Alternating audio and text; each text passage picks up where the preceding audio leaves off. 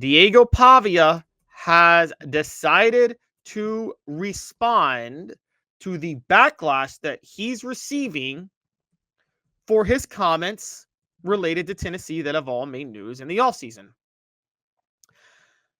Diego Pavia made news back in the summer for doing a lot of talking. Now, for those who don't remember, Diego Pavia was the one who sued the NCAA to be able to play for another year of college football, despite being 135 years old. I'm kidding. He's 24 years old, but he has played 2 years of junior college, 2 years at New Mexico State, and 1 year at Vanderbilt, and he sued and won for a 6th year of eligibility.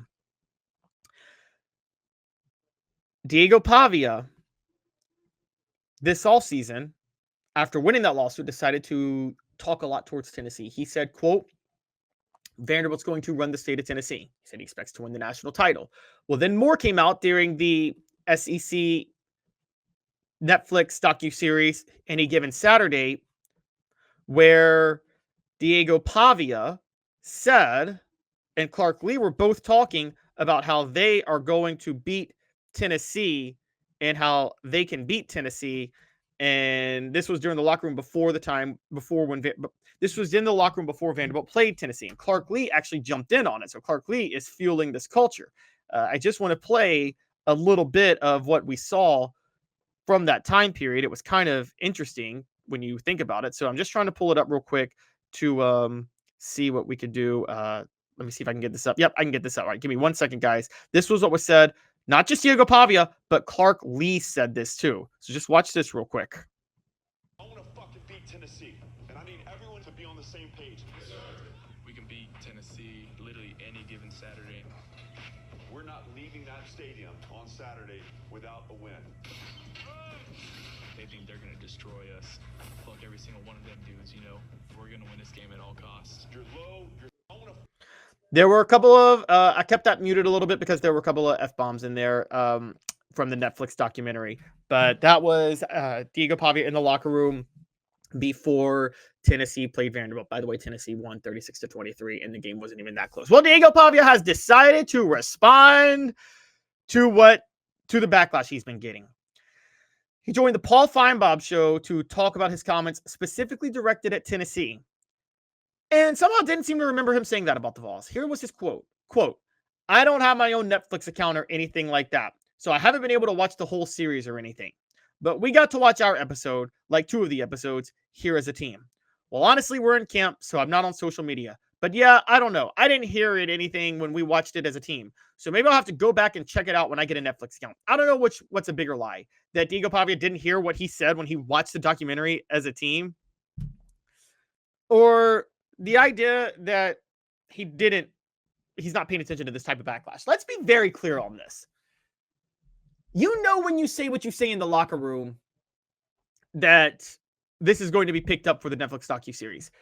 Diego Pavia said that in the interview room, in the confessional, knowing this was going to be picked up and put in the series. He volunteered it. He wanted it out there. So for him to pretend like, I don't have a Netflix account, I just don't know what's going on. I'm just not there. I don't like when players gaslight like that. Own what you said, bro. I don't even mind the trash talking to a certain degree. I troll it yesterday because I'll talk about the accuracy of it and whether or not it's true. But own what you said. To try to be like, I'm focused on camp, I don't really want to talk anymore. Please, you did all that chirping back in the offseason. You did all that chirping for the Netflix documentary. Now you all of a sudden don't want to talk. You want to say, oh, nope, that's not me. That's not happening to me. That's not what I've been doing. Really? Really? This is what people hate about sports athletes a lot of times, guys. It's something that I despise. I'll just be honest. I really don't like athletes that play the whole like, who, me? I wasn't talking. This isn't happening. And I take this from sports to politics to wherever. I hate people. I don't hate people. I hate it when people in these fields make you sound ridiculous for questioning them on something or creating a narrative that they deny is there, and then it turns out to be there. Diego Pavia is doing this blatantly. I don't have a Netflix account. I don't know what's going on. I'm not so sure Tennessee fans aren't just like focused on me. I don't get it. Please. He's totally paying attention to what Tennessee fans are saying.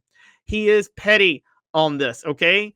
So I think it's absolutely ridiculous for him to say what he said. All right, now a couple of notes on this.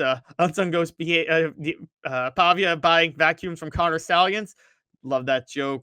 Derek says Pavia had two egos, and the one who beat Bama and the one who got silenced by Tennessee. I actually think that's true. David Speaks says, hope Pavia stays healthy because he plays a brutal schedule before they play us. Yeah, no, that's actually a good point.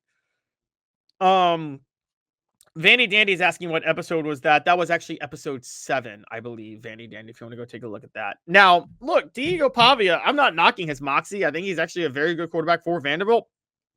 You know, the fact what he did last year with them and Clark Lee, you saw Clark Lee continuing to build that program, by the way. They were getting better year over year, and they didn't just go 7-6 last year.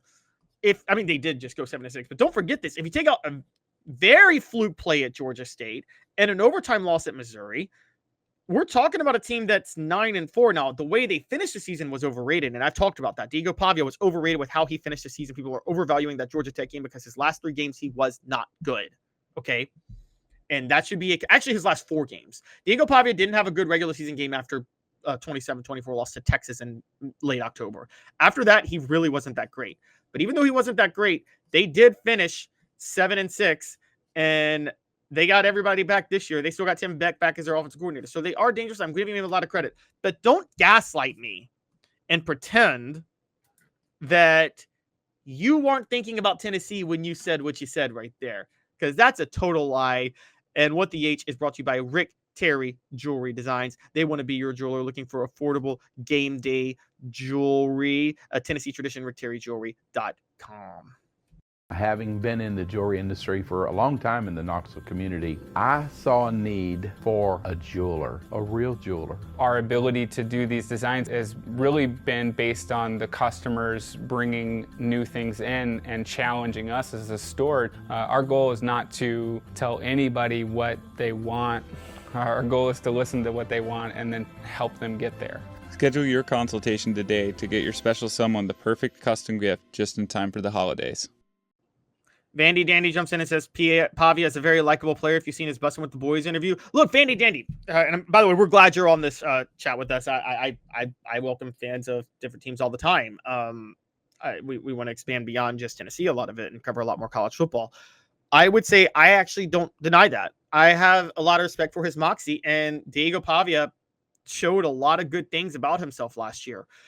At the same time, he didn't finish the year strong. He volunteered a lot of trash talking just after he came back, after he won his lawsuit to be able to come back to play another year. And we're ignoring the fact that he's coasting off a very, very good October. Let's just call it what it is. He's coasting off a very good October. And okay, I'll say this. He's coasting off a very good first 8 weeks of the season. We'll give him that. First 8 weeks of the season. Because his last 4 were not good. His first 8 weeks and then the bowl game did not have a good November. That really does stand out.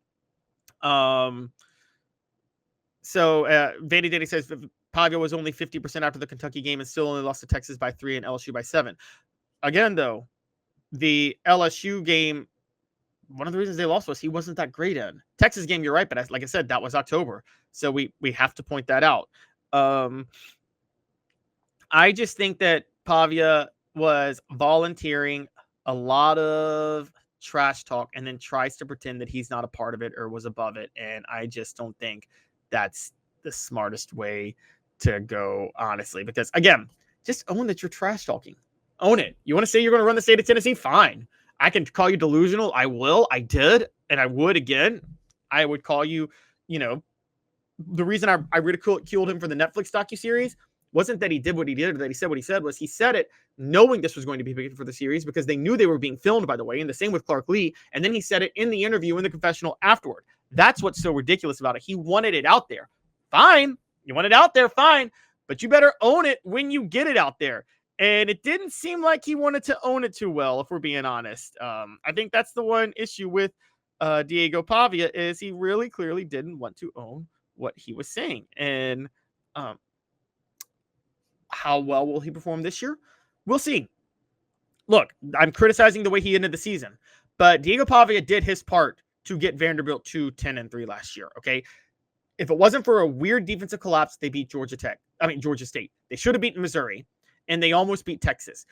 The Texas game wasn't as close, I think, as many people think. I think Texas was always going to win that game. However, Georgia State, Missouri, Vanderbilt should have won both of those games. They should have finished last year 9-4. I really do believe that. The Georgia State game was the craziest one. That was just the flukiest loss possible.